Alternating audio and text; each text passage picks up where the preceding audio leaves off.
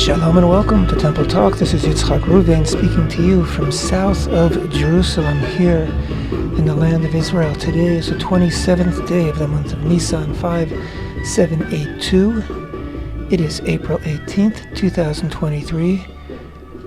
And it is, let me get this just right. I want to say this just right. I'm not used to saying it so much in English, but here it is. Today is 12 days, which are 1 week and 5 days of the Omer. Yes, we continue our count of the Omer all the way up to 49, as you all know. And on the day following the completion of the 49 days is, of course, Shavuot, the festival of first fruits and the festival of receiving Torah at Mount Sinai. But that is still 37 or 38 days away.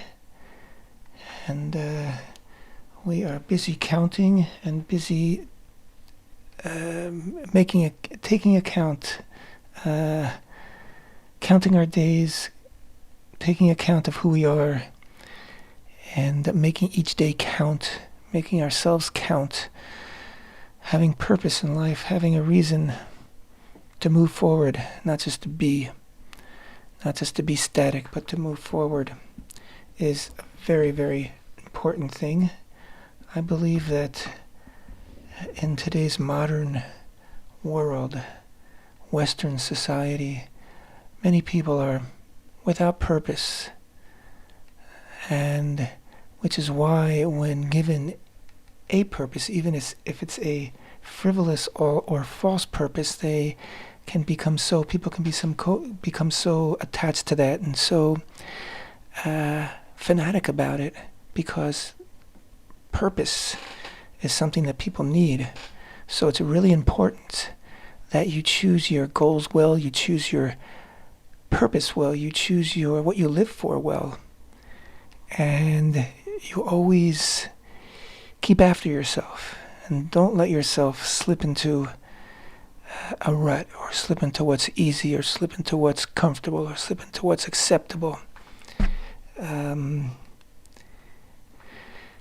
And one approach toward this is to be faithful to a higher power, to be faithful to God, because if you are faithful to something that's bigger than you, much bigger than you, then you're not working for yourself anymore. You're not a slave to yourself, and you're not enslaving yourself to other people's ideas or ideals or preferences.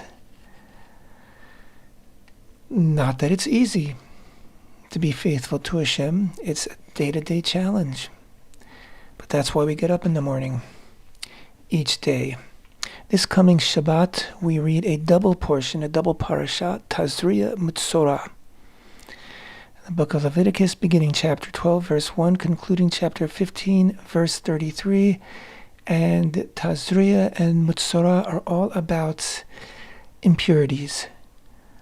And it's a very, very difficult section of the Torah to read through, certainly to understand, to get any understanding. There are people who study these things. In fact, Rav Azaria Ariel of the Temple Institute is, I would say, one of the world's foremost, if not the foremost, expert on issues of Tahara, which in Hebrew means purity, and tum'a, which in Hebrew means impurity, and has written extensively about these subjects, because it is exceedingly important when discussing the Holy Temple. It's exceedingly important when preparing for a future with the Holy Temple.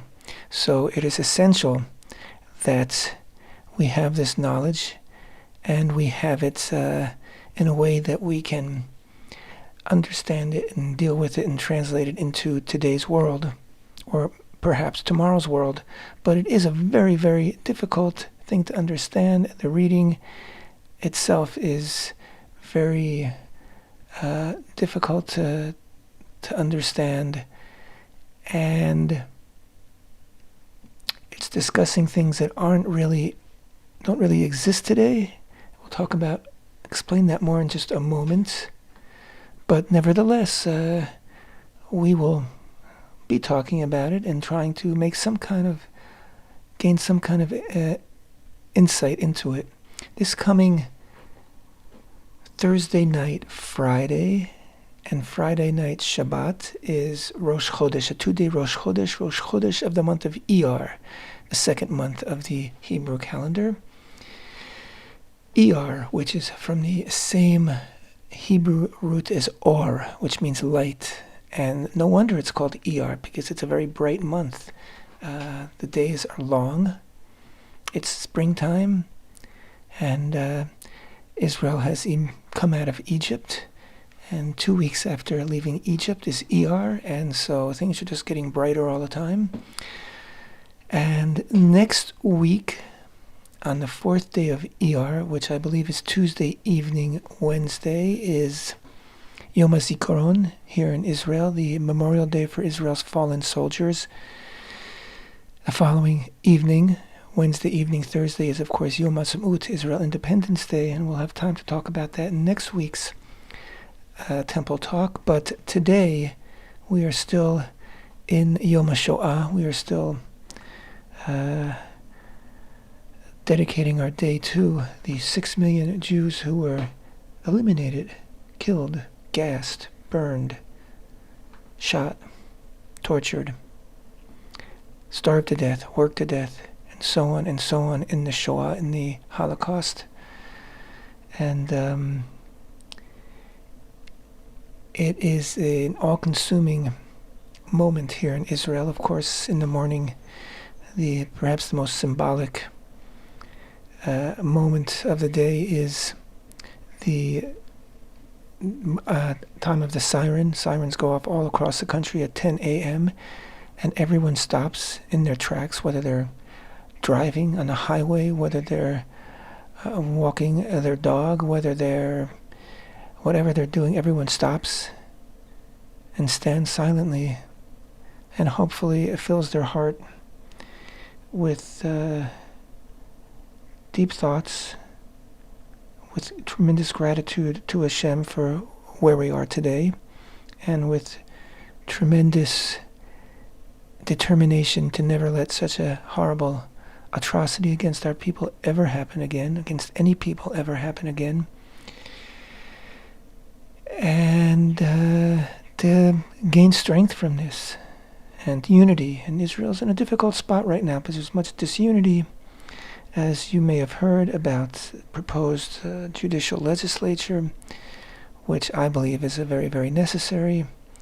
And I believe that these calls that this is the end of democracy and blah, blah, blah, I think are just hyped up words of protest. And certainly people can have different opinions about the proposal, but it's up to our representatives who we elected to represent us to work these things out, and not for them to be leading protests in the street that are beyond protests. They're just disruptive. They are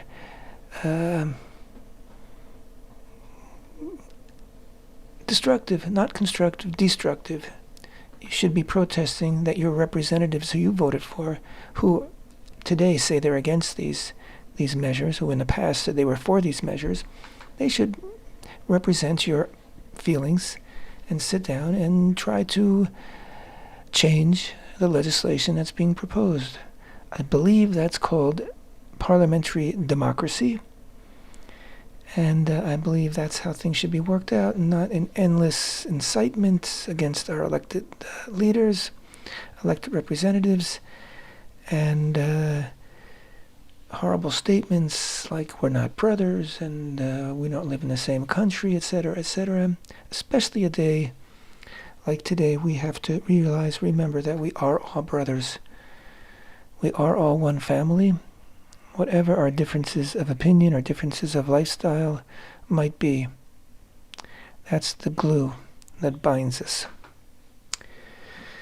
Moving right along, let's get back to our discussion about the Parashat Tazria-Metzora, double portion, And again, I think there are 54, I'm just saying this off the top of my head, I'm sure many of you know better than me, 54 Torah portions throughout the year, and depending on how many Shabbatot we have between Simchat Torah and Simchat Torah, we sometimes need to double up two readings to a single Shabbat. And when we have a Shanat Mu'uberet, when we have a year with an extra month, an extra Adar, in order to make up for the discrepancy between the solar year and the lunar year, so that we can maintain Passover as occurring after the vernal equinox, then we have no need for double portions because we have an extra 4 Shabbatot. But there are a few Shabbat readings which are designated to be doubled up, and this week is one of them, Tazria-Metzora, and it's a good double up, A, because it basically discusses the same topic, and B, because, like I said before, it's not an easy one, and I think many people are happy to read it through and move on. And interestingly enough, as we know, last week we read Parashat Shmini, which began very dramatically. It begins with the 8th day.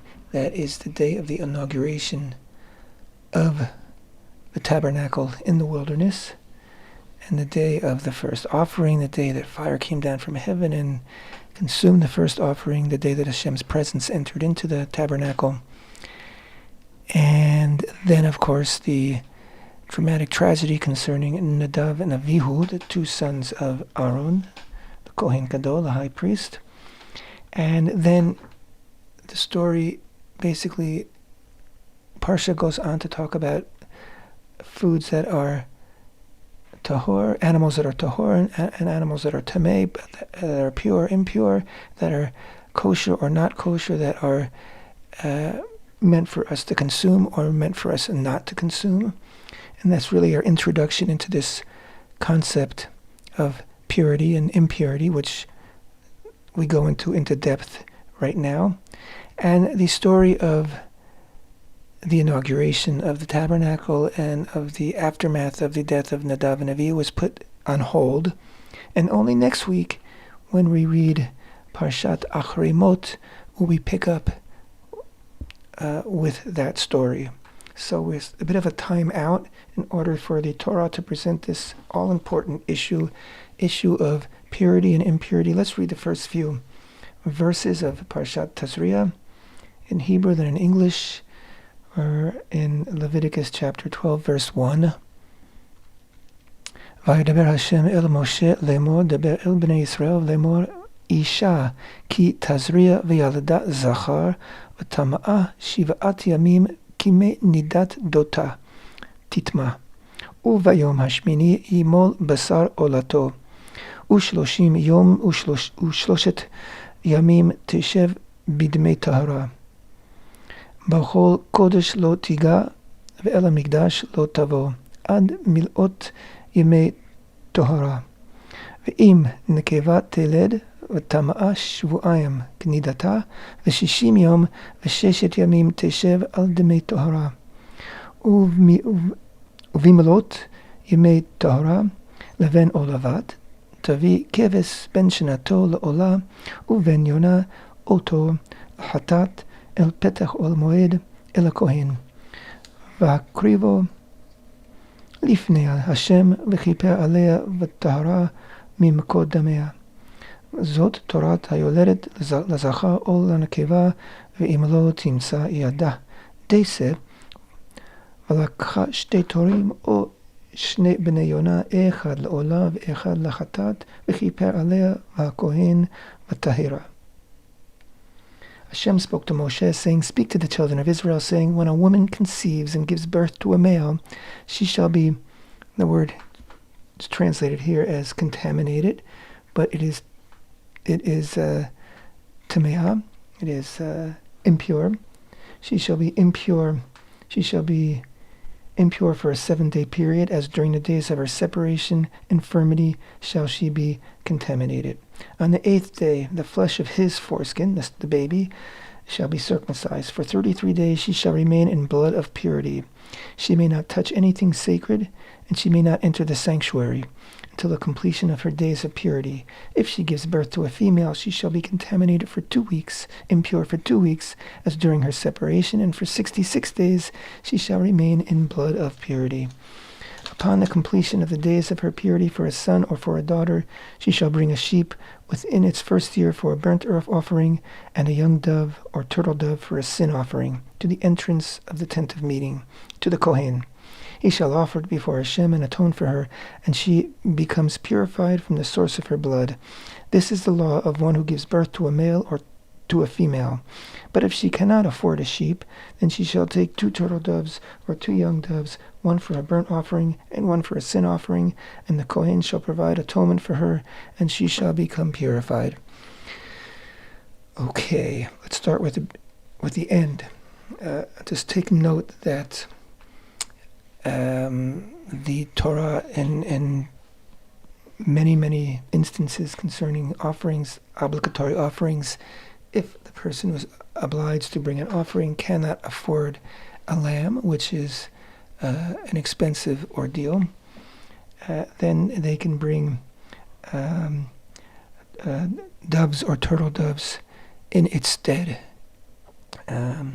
which allows every person to fulfill their obligation to bring an offering with dignity. So the Parsha begins with a new life.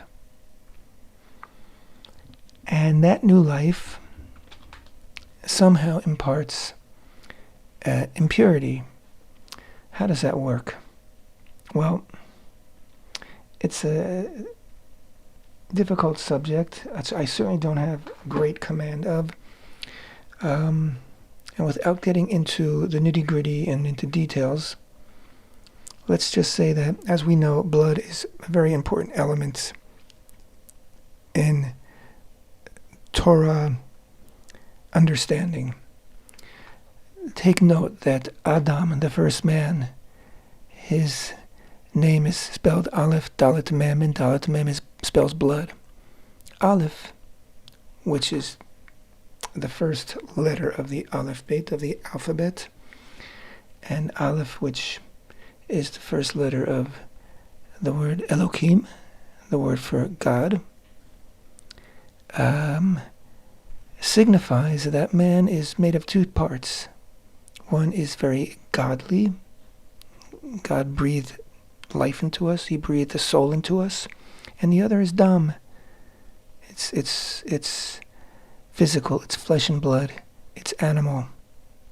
Yes, we are that one creature that God created, which is an admixture of both the, shall we say, the holy and the profane. We can aspire to the greatest heights, and of course, on the other hand, we are very physical and have our physical needs and our physical limitations and our physical liabilities.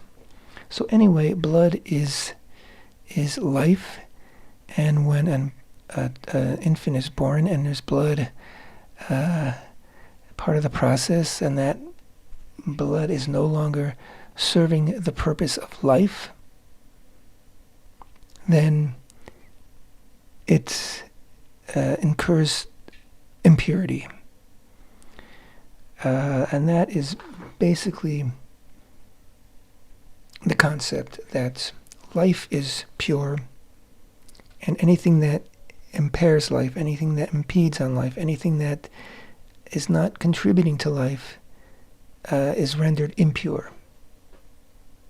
Which is why anything impure cannot go into the area of the tabernacle or the temple, the Mishkan or the Mikdash, because the Mishkan or the Mikdash are places of life.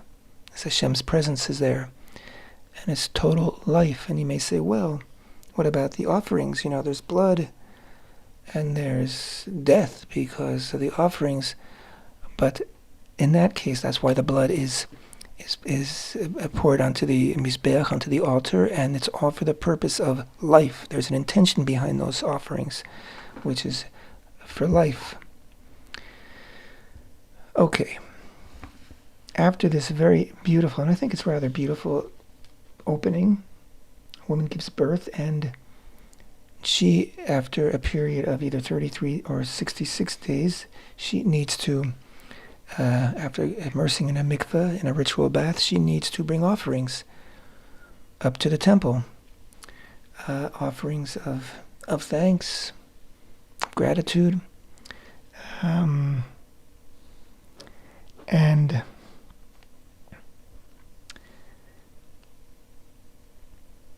offerings of atonement. But she needs to be present before Hashem. That's the point here. She needs to be present. She has brought a new life into the world, and she deserves to be present before Hashem, and she needs to be present before Hashem. And that is how the life of this new born infant begins, and how the woman regains her identity, as it were, after giving birth. After this description, then the Torah goes on to another subject, has to do with purity, impurity, and a much more difficult subject for us to really comprehend, and that is the subject of the tzara'at. And a Tzara-Metzora is a person who has tzara'at, and tzara'at has been and usually is translated as leprosy. It's not leprosy.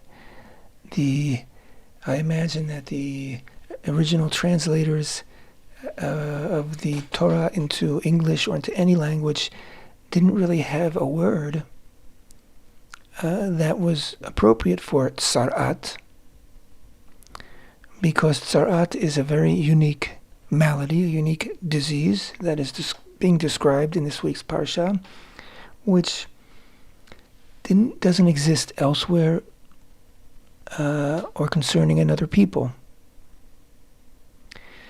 So, since it was a skin disease, a skin ailment, I imagine that the early translators chose leprosy as a word that would convey to their readers an idea of what it was about, but it's not leprosy. And a person who is a mutzora is not a leper. And so really, I find the best way to translate it is to not translate it and to stick with the Hebrew. Tzara'at is this affliction, and a mutzora is someone who has this affliction. And the affliction is one of the skin, and the Torah goes into deep detail here. And the doctor, as it were, who needs to diagnose this illness, whether it really is tzara'at or not, is a kohen, a temple priest, and he is also the one who oversees the proper treatment of the tzara'at, which is, you can read it yourselves. He has to observe. A person needs to wait 7 days, possibly another 7 days, just depending on whether the skin lesions are spreading or not. And then a person needs to go to a mikveh. In some cases, needs to shave their hair, and then bring offerings, very interesting offerings, which are reminiscent of the red heifer. Why do I say that? Because if we look, for example, it's mentioned more than once, but if we look, for example, in chapter 14, verse 4, this is already the beginning of Parashat Metzora. The Kohen shall command, and for the person being purified there shall be taken two live clean birds, cedar wood, crimson thread, and hyssop. Right, cedar wood, crimson thread, and hyssop, the same elements used in the preparation of the purifying waters of the red heifer. The Kohen shall command, and the one bird shall be slaughtered into an earthenware vessel over spring water. As for the live bird, he shall take it with the cedar wood and the crimson thread and the hyssop, and he shall dip them and the live bird into the blood of the bird that was slaughtered over the spring water. Then he shall sprinkle 7 times upon the person being purified from the tzara'at. He shall purify him, and he shall set the live bird free upon the open field. The person being purified shall immerse his clothing, shave off all his hair, and immerse himself in the water and become pure. Thereafter he may enter the camp, and he shall dwell outside of his tent for 7 days. On the 7th day he shall shave off all his hair, his head, his beard, his eyebrows, and all his hair shall he shave off. He shall immerse his clothing and immerse his flesh in water and become pure. I just mention all this because of what I mentioned a minute ago, the hyssop and the cedar, and the crimson thread, which is also elements in the purifying water of the red heifer. I don't have any insight into how this works, why these elements are used consistently in a purifying type process. There must be some reason for it. There must be some must be effective. It must work. But I don't have any insight. What I would like to talk about is the whole concept of what is this disease of tzara'at, and why was it, why now, and why does it only affect the Israelites? And our sages, of course, had the same question: what is this all about? And the understanding, based on different evidence in the Torah, is that it is an affliction that comes when a person has been speaking ill of others. In Hebrew, this is known as lashon hara. You may have heard that expression. It's a commonly used expression today. Lashon hara literally means evil tongue. And of course, we can translate it as gossip, as slander, as libel, as saying bad things about people or things that aren't your business. There's a whole discussion about what exactly is lashon hara, and a very in-depth discussion and much written about it. But I think for our purposes right now, the general idea is if you speak ill of somebody, it's not a good thing. It's a very tempting thing, but it's not a good thing. And what happened in these times, we have to remember that the Tabernacle was just now inaugurated, and Hashem his presence just moved into the Tabernacle. And so the reality in the physical, metaphysical, spiritual reality in the Israelite encampment has changed overnight, changed drastically, because Hashem is so near. His presence is so close that things that were invisible to the naked eye before are now visible. Things that went under the radar before are now being picked up. It's almost as, if you look under something under ultraviolet light or black light or infrared light, you see different things. You have night vision, all different. You can see things look differently. We know that certain animals see the world differently because they have a different type of vision. They see different spectrum of light. So it's as if a whole new spectrum of light is opened up for us to see. And so now, as opposed to before, if a person speaks poorly of another, and when a person speaks poorly of another, their intent, whether they realize it or not, is to shame that person, make that person look bad. So what happens now? What is this illness called tzara'at? That person who has spoken poorly of another is afflicted with this skin disease, which is visible to everybody And so that which he or she were trying to affect towards another person has now affected them. Karma, we could call it.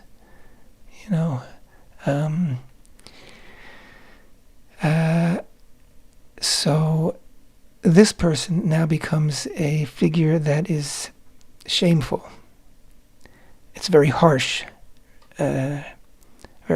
response to a person speaking ill of another, but it's very effective, I would imagine. And so now this person must separate themselves from society, from the encampment for a certain amount of time. And again, we have to go through the whole process with the Kohen and the purification process before they can be rehabilitated and re-enter into society. Imagine if today a person spoke poorly of someone or posted something on Twitter or Facebook or TikTok, I don't know what, against somebody else. And immediately a flashing light started flashing all around them. And everybody who saw that person realized that this person just said something bad about somebody else. I think we'd see a lot of people with flashing lights, and a lot of people would have to separate themselves from society and take those days or weeks to think about it and perhaps draw some useful conclusions and stay away from speaking poorly of other people. And you know what? When we do that, when we wean ourselves of the need to pick other people apart, I think that we find much better use for our tongues, and we find much better use for our thoughts and our minds, and much more time in order to devote to the positive, in order to devote to doing positive things, helping others instead of hurting others, speaking positively of others instead of poorly of others. I think there's so much to benefit from eliminating the time-consuming and soul-consuming practice of Lashon Hara, evil talk. And it is evil. And if we make a point of catching ourselves and stopping ourselves from saying or even hearing, because listening to someone else you're just as guilty.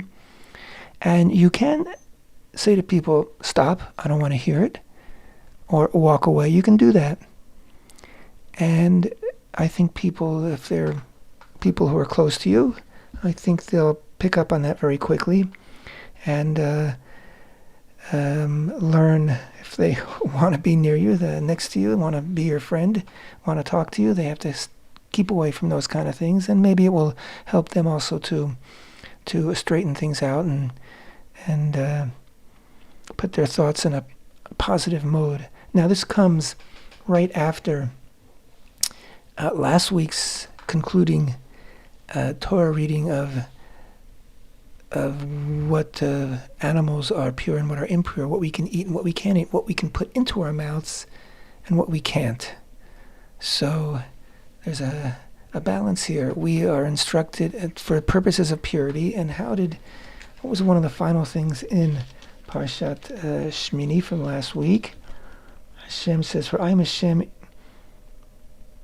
your God. You are to sanctify yourselves." I'm reading from chapter 11, verse 44. "For I am Hashem, your God. You are to sanctify yourselves, and you shall be holy, for I am holy. And you shall not contaminate yourselves through any teeming thing that creeps on the earth. For I am Hashem, who elevates you from the land of Egypt to be a God unto you.